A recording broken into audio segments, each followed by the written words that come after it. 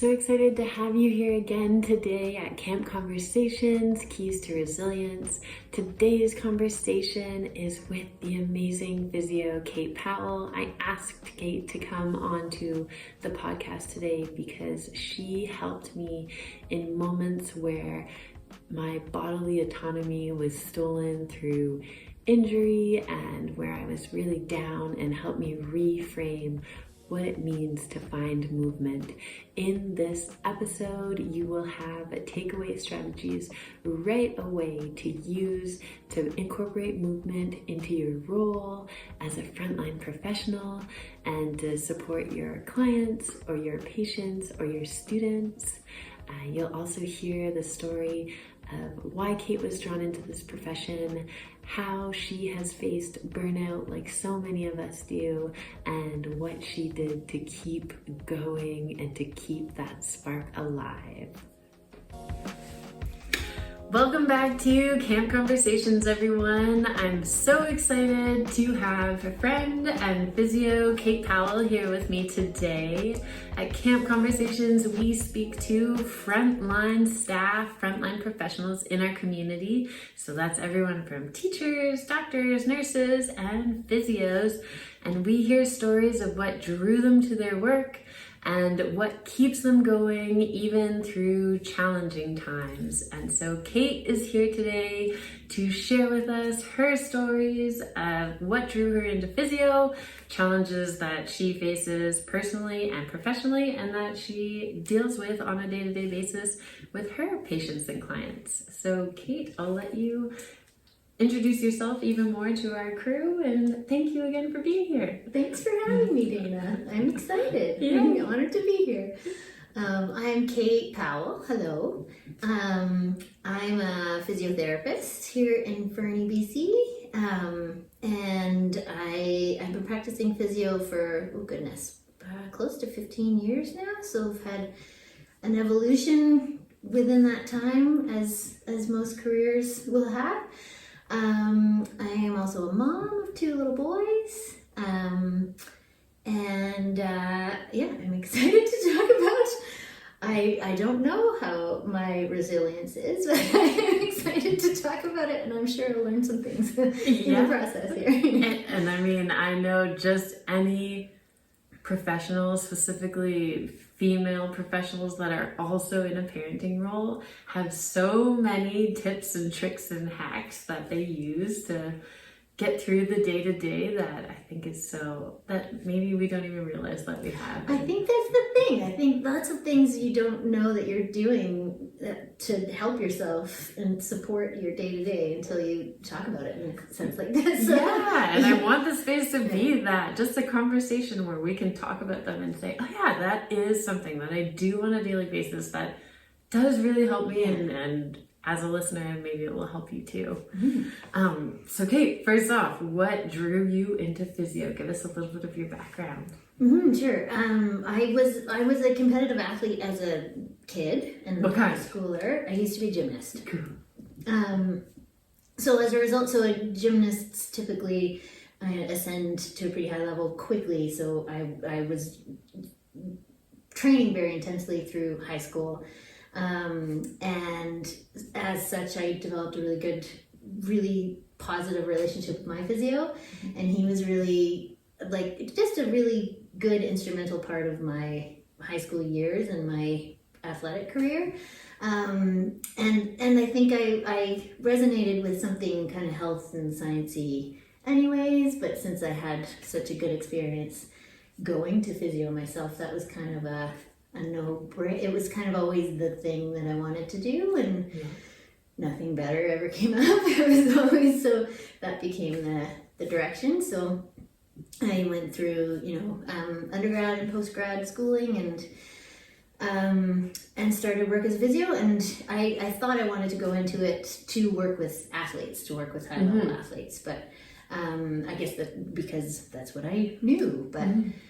Starting out, I quickly realized that wasn't for me. It wasn't my jam, and so I worked in a few different arenas, and I've always just kind of followed my interests, which changed over time, and it's always taken me into, I guess, realms that I really connect with and that stimulate me on a personal level as well as professionally, I guess.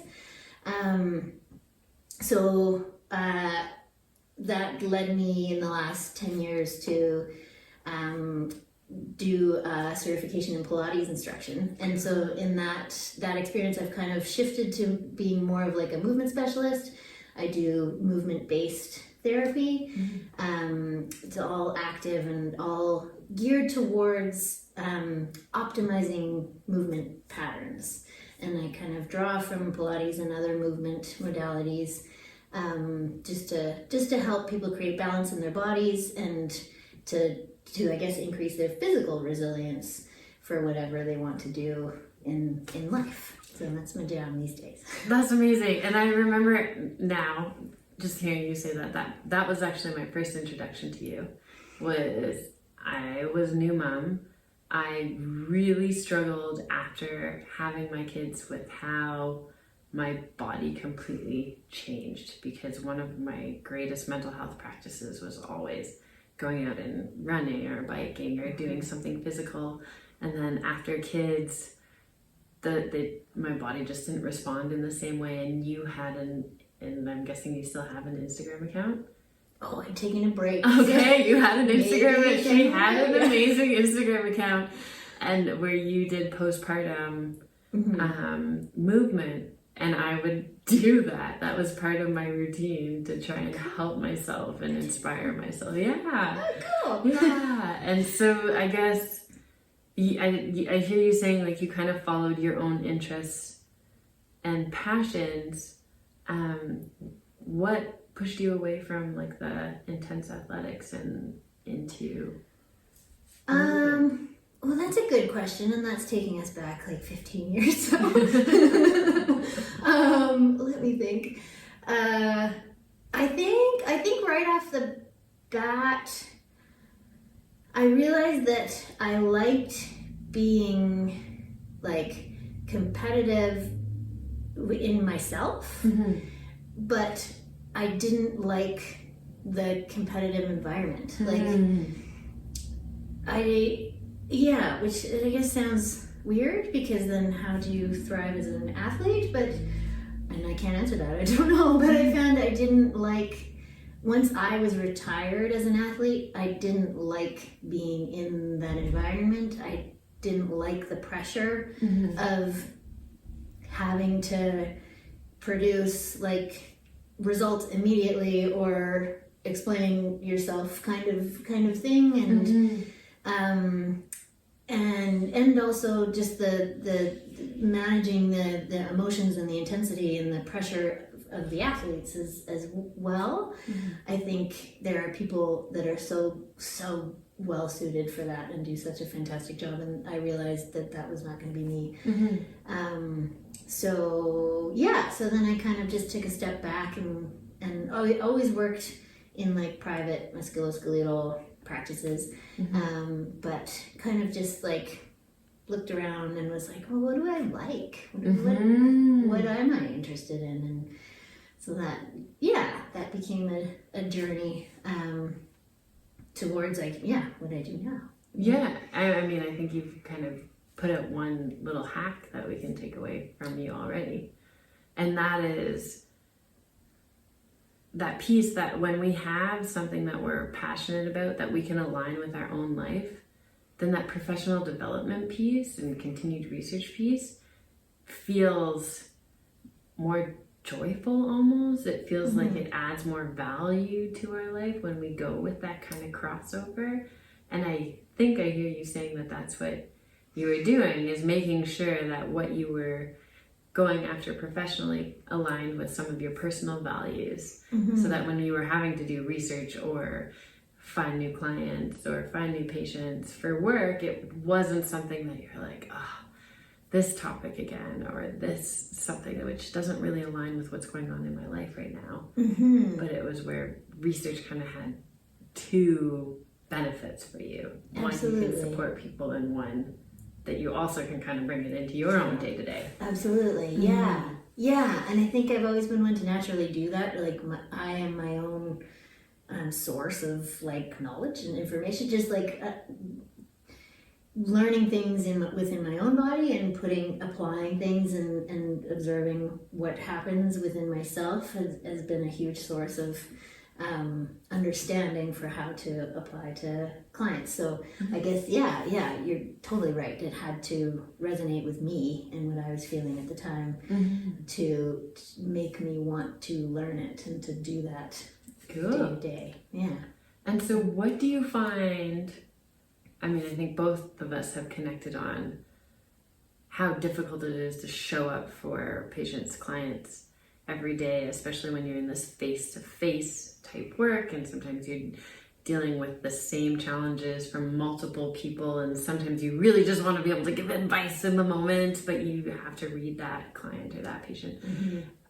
Are those some things that I guess you continue to see in your day-to-day that can be challenging, or are there other things that you find challenging being in this sort of face-to-face role all the time that really requires a lot of you as an individual? I think that's something that I'm constantly learning. I don't think I am very aware of that naturally, and I think I'm the sort of person who really wants to help and really wants to provide a service and do a good job, and I'm always happy to just keep like spending energy, giving energy, and I feel good doing that at the time, but then I'll pay for it later. So I think it's learning to set myself up to not overspend in terms of energy. Because I won't notice it at the time. It'll be a lagging. I completely relate to this, and I think I see this and hear this a lot in helping professionals, but also in former athletes. Because I think as former athletes, which I can connect with you on as well, we always had coaches laying out, like, here's the time to give and push and go really hard, and now here's the time where you need to pull back and rest and recover, and people were helping you build that schedule. You always had that external input, and then those of us that go into helping professions tend to be the type of people that are like, I want you to have this positive experience, and I want you to be a great support and ally for you, which I heard you saying when you're like, I was drawn into it to provide other people with the support that I got. And then when we don't have that coach anymore, we're like, okay, give, and then there's all of a sudden you hit that day and you're like, oh. Nobody told me to stop. Where was coach? Coach wasn't there to be like, get off the field or go eat your lunch. Stop running. Stop running. And it, like, for me personally, I actually have to I don't remember to eat lunch. Like, and it seems so ridiculous. My mom was a physio, and I remember as a teenager helping at her clinic and watching her not eat lunch and saying, Mom, like, that's crazy. You have to eat lunch. How do you forget about that? And then I went into a helping role, and I have to set a timer or I won't eat my lunch, because that timer is my coach being like, hey, get off the field, recharge.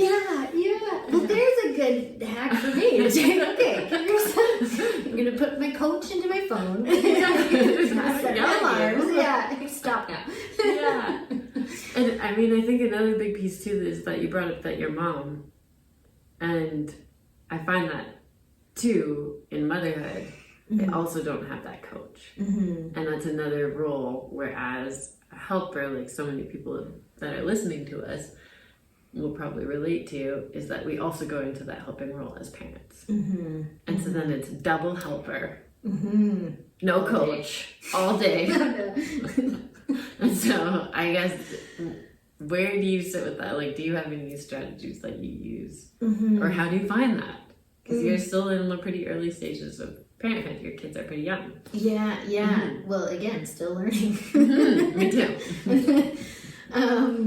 And And I find with like parenthood as well, there's that extra layer of like guilt from removing yourself. Like it's not just an awareness of when you should kind of take some time, but also that there's guilt laden into that.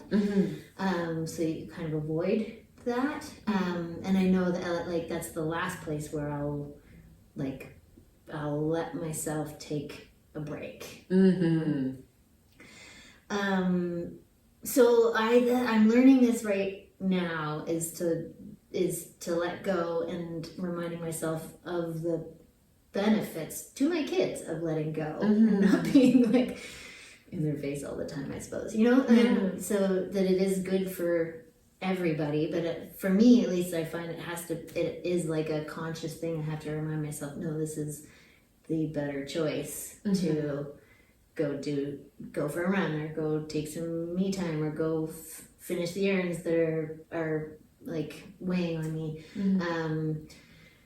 And to have a plan in place, like the backup, so that I know that my kids are good and everything's okay. You know, so I guess, just like having that structure in place, like the coach. I'm playing coach to myself to make sure that I'm actually implementing that into my day. Because I know if, left to let the day run, I won't do it. Okay. I want to keep playing with this coach analogy. I really like it. And so, tapping into your expertise of movement, as a helping professional, I find I'm also often, when I'm sitting with people in their stories, when I'm having to have deep conversations, I connect with body language. And I often connect through the postures that are being expressed to me, or I'm up on my feet presenting in front of people. And I find that at the end of a day as a helper, my body is exhausted because I'm doing so much mirroring, or going straight from mirroring to like at my computer and just sitting with it. And so I'm wondering if you how do you play coach to someone like me? Like from that like what should I kind of put in that physical standpoint to help me out? Good question. I think like variety is one of the keys to balance, right? So if I guess we're what resonates for me with your work is that sense of balance, and making sure that you are or understanding what it is that you need to help to achieve some sense of balance, right? And so I guess objectively understanding the positions and the movements that you do throughout the day, and that you don't have to try to do, right? You know, you're gonna sit, you're gonna flex, you're gonna be in an upright, more rigid posture when you're mirroring and when you're taking in your patient's energies.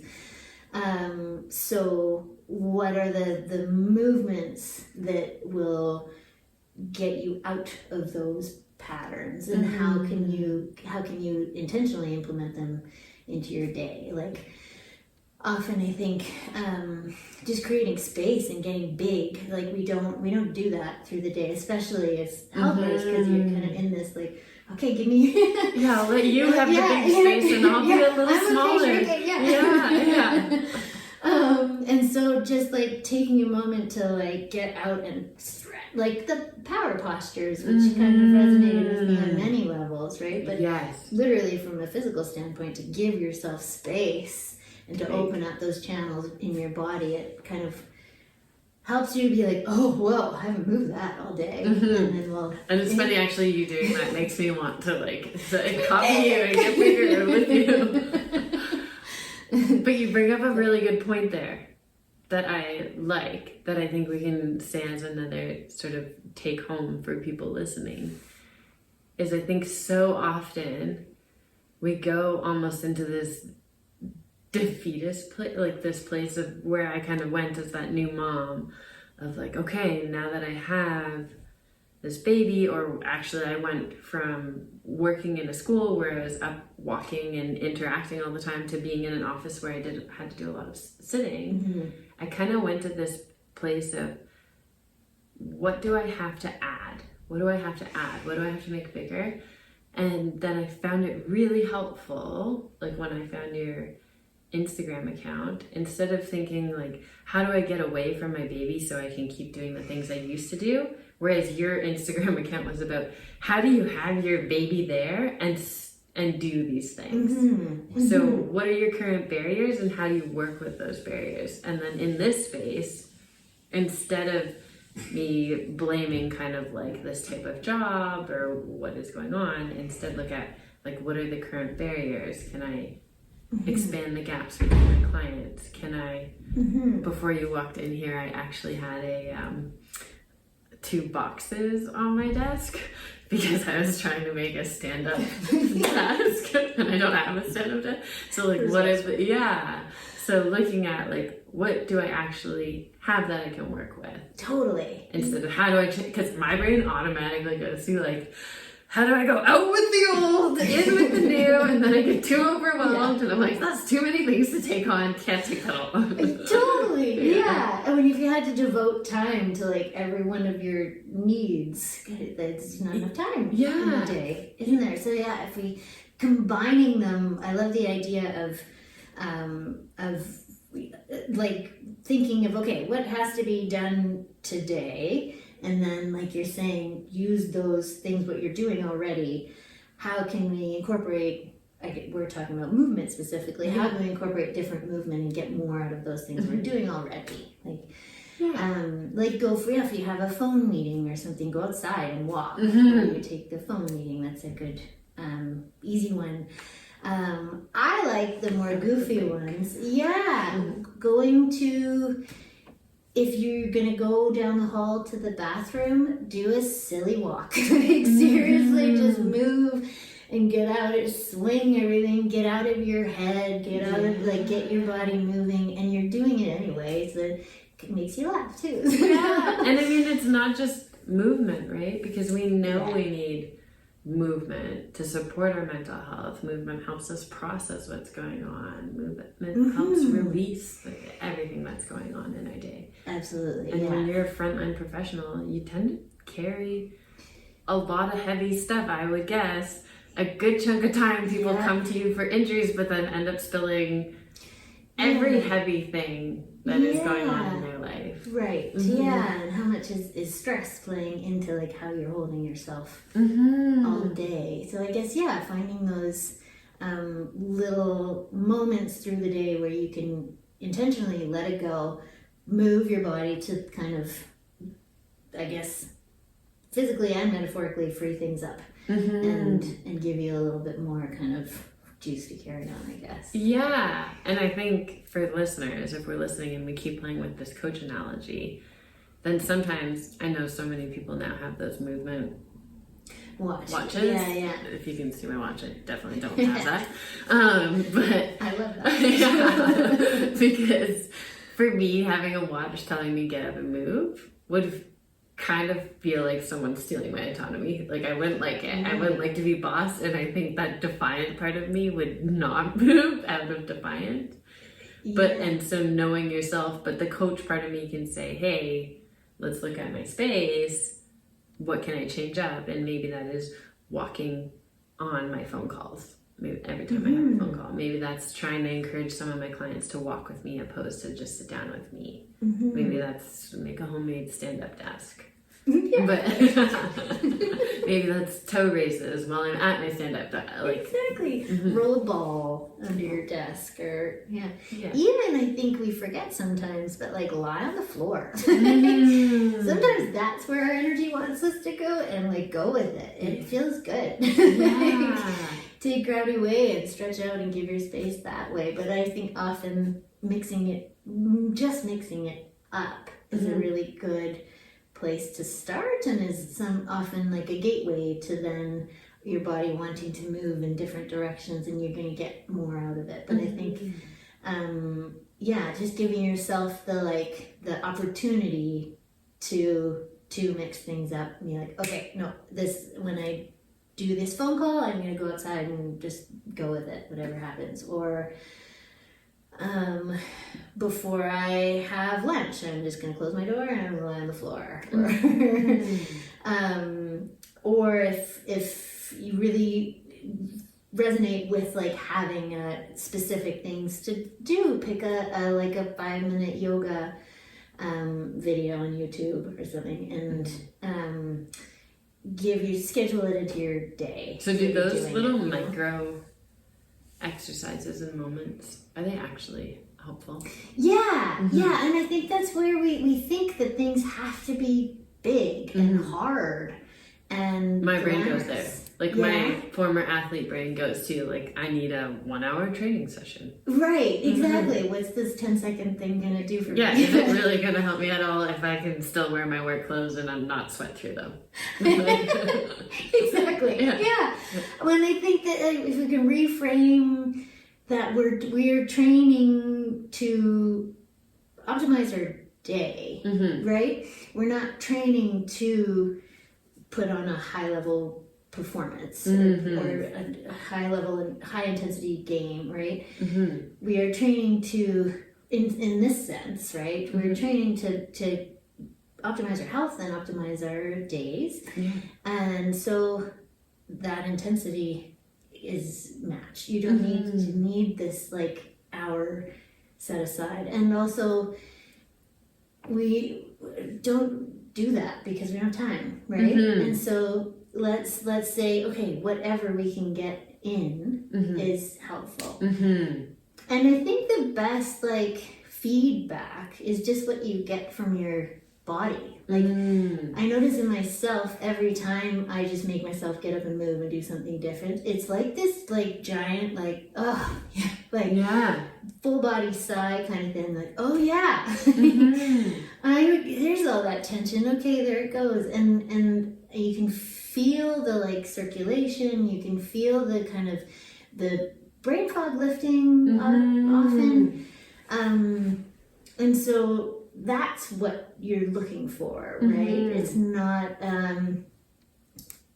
in this sense, it's not a strengthening specifically effect. It's not a something that is going to I mean, I want to say I kind of hear what you're saying too. Is I think a big mindset shift I had to go into was this isn't necessarily training for a big event. Like I'm at the stage of life where my training is to be able to keep doing the things that I love without injury, really. And so my training is to make sure that I keep having the moment. And if I could combine what I hear you saying with what I would do as like the mental health clinician, if we, for you listeners, create like one physio and counseling activity out of these two things,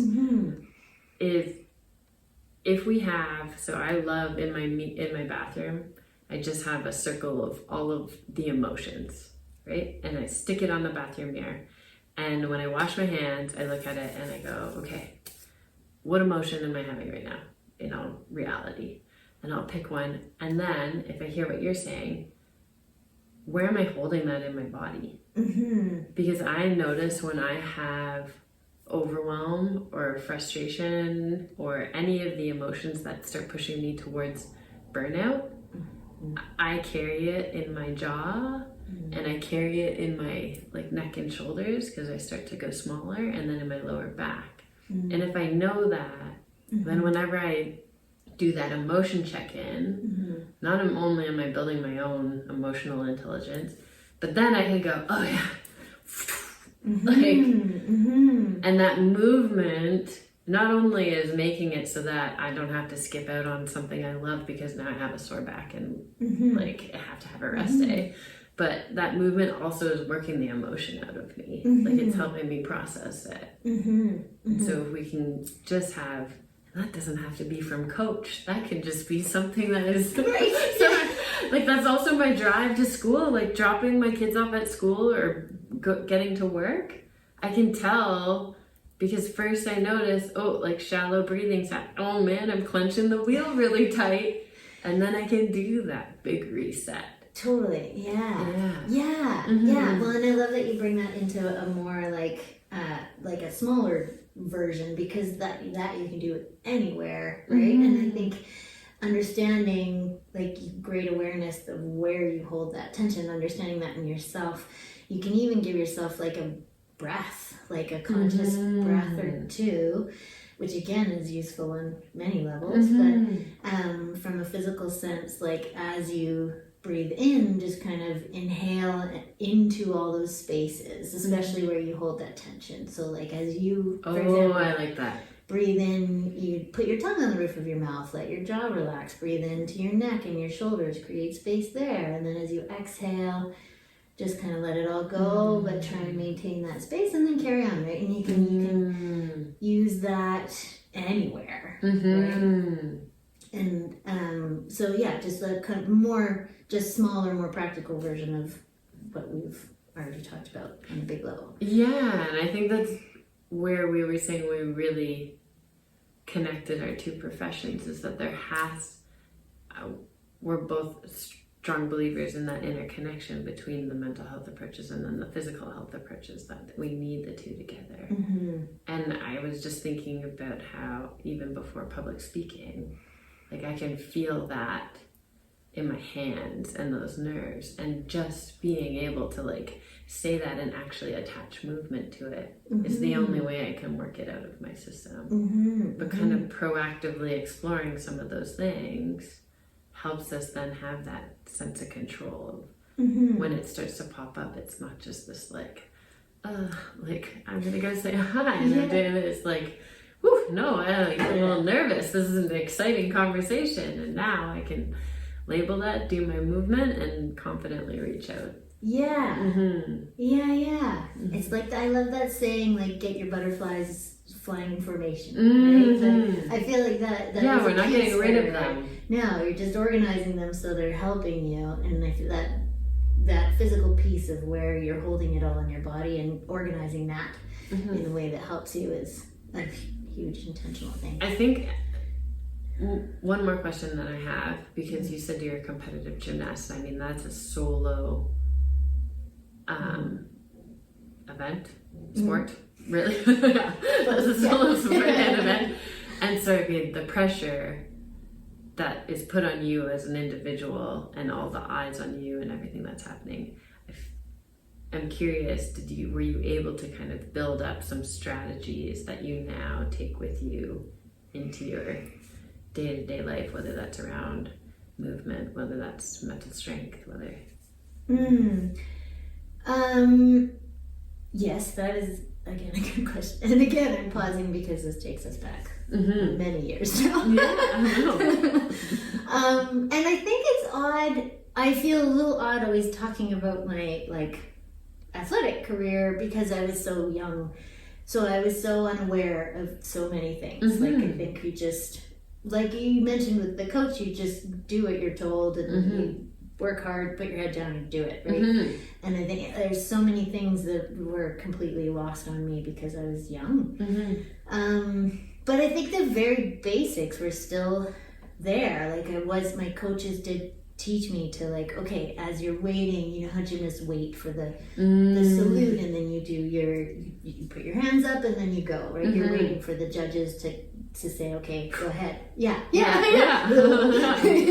It's both sides. So in that moment, like having the strategies, like I would be going through specific things that I knew that were very routine, and so it was very familiar, and I would do some breathing to calm myself down and put the energy where I wanted it. And so I think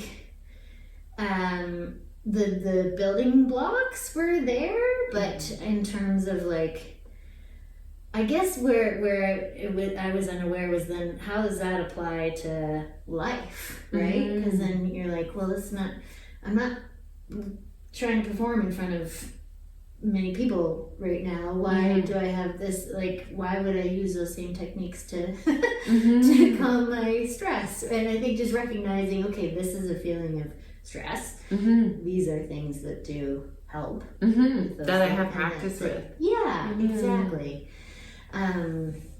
Yeah, so I'm not sure if I answered that fully. It's more of still a self-exploration, I guess, in that sense. But But I think you also answered the question that so many of the things that we learn to support our stress or just support ourselves when we're having a hard time or hitting overwhelm are taught in siloed areas of life. So we learn them specifically for a certain environment or a certain behavior. And what you're saying is now you're seeing that we are able to take so many of those things that we have learned and then apply them to greater areas. And I think that's where I found you as a new parent, was I saw that you were doing that. You were taking strategies that I had learned as like exercises that I had learned as an athlete. And I was like, oh yeah, I can exercise with a baby, or I can adapt my work environment so that there's the exercise. Like exercise doesn't only have to be done at the gym or when I turn on that video or when I can incorporate movement into all of my everyday. Absolutely, yeah.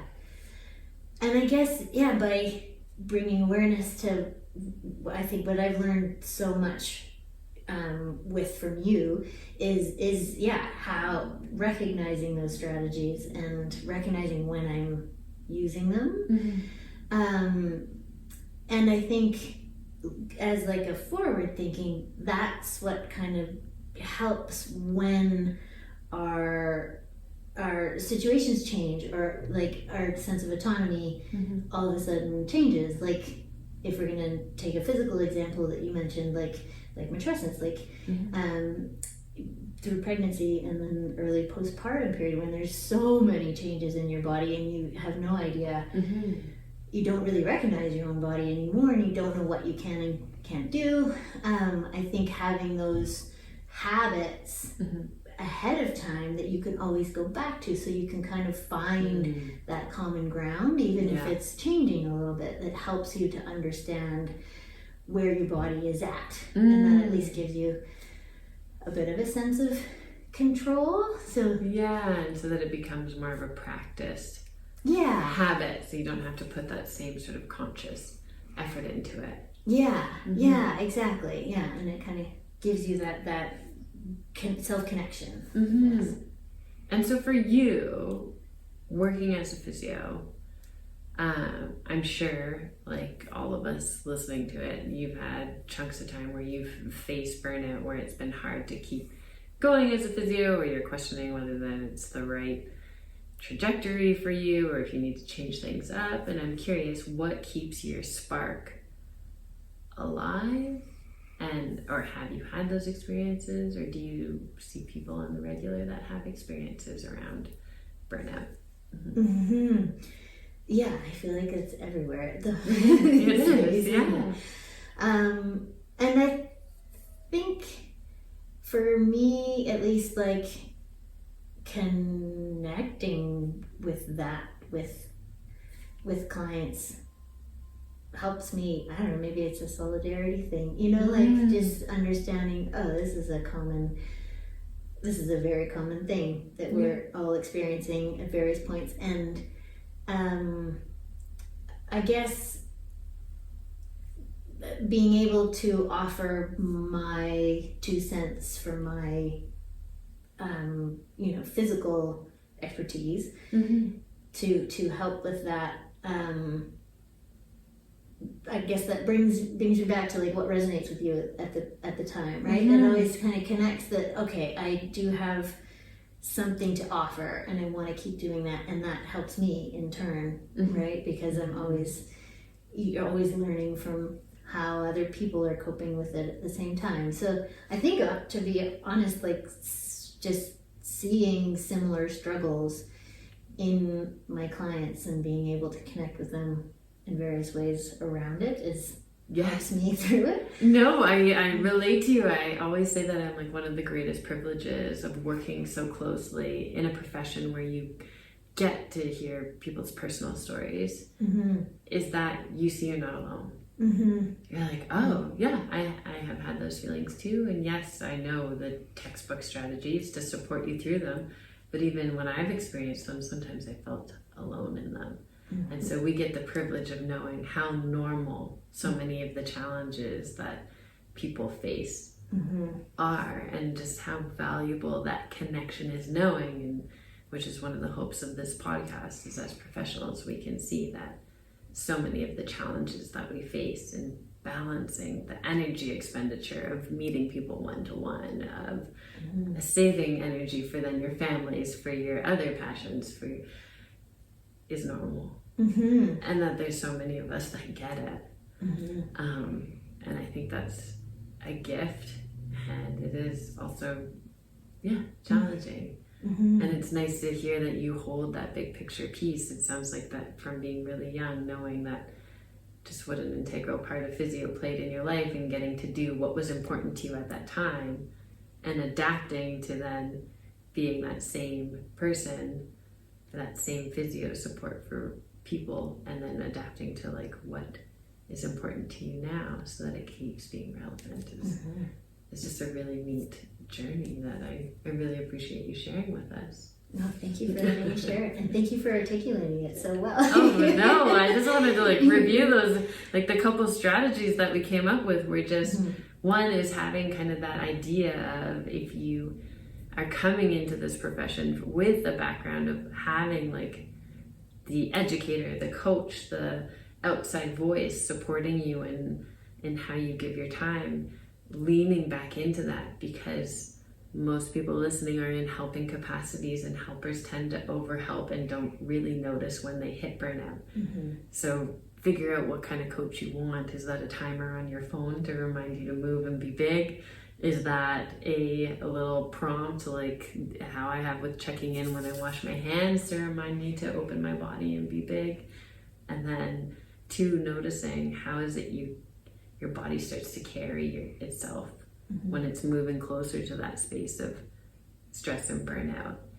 And start exploring movements that you can just bring into your daily practice when you feel those sensations in your body. And I really liked that piece you brought up, is that so many of us in helping giving professions naturally kind of go to that kind of smaller, like I'll give you the space to share your story. And I think I'm noticing I did that at the start of our conversation. I was like, I want to interview you, I'll go small, you go bigger. And then as you were talking about movement, I was like, yes, I have permission to be big too. We can be big together, right? And so just noticing those little cues from your body and just making those tiny tweaks. And the tiny tweaks help. They make a difference. Okay. Is there anything I missed that you think I need to add that would be helpful for our listeners in helping professions, that especially if they're moving closer to that space of like that physical burnout? No, I think you touched on all of the main points beautifully. I think, and your deep breath piece. I think that's one that I don't even connect with physio, to be honest. Like I'm like, the deep breathing. But I think the more we can look at things as not siloed support. There's not just physio exercises, just counseling exercises, just nutrition. If we start looking at them as like, no, it's all, we can integrate them all together. Absolutely. Yes, breathing clears your brain. Yes, breathing supports your body. Yes, breathing brings oxygen to your muscles. Like it's touching on so many different things. Exactly. Yeah. Yeah. Then everything seems a little less overwhelming, doesn't it? If we can bring a little efficiency to it. But yeah. And if it seems like we can check, it's just one check mark on our list. Because we were connecting to how we both like to add like 6 check marks to the list, and then you look at the list and you're like, I can't do 6, so not today. Whereas if we can turn it into 1, it's easier. Just a breath. You're doing that anyway. Yes, you're already breathing. You have to. So if Kate is, someone's in a position like me where movement is really the thing that's impacting them, where they it's sort of stealing their autonomy, it's impacting their mental health, their ability to engage with work, and they really want to find you because you were so helpful on my journey, where would they find you?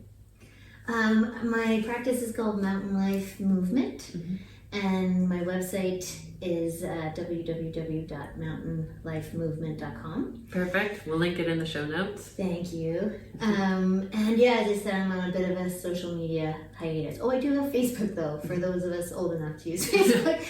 But most of us want to talk to you directly in this age of AI anyway, so. Yeah. Website. Yeah, so shoot me my emails on my website or through Facebook. Again, through Mountain Life Movement on Facebook. And this is a weird question.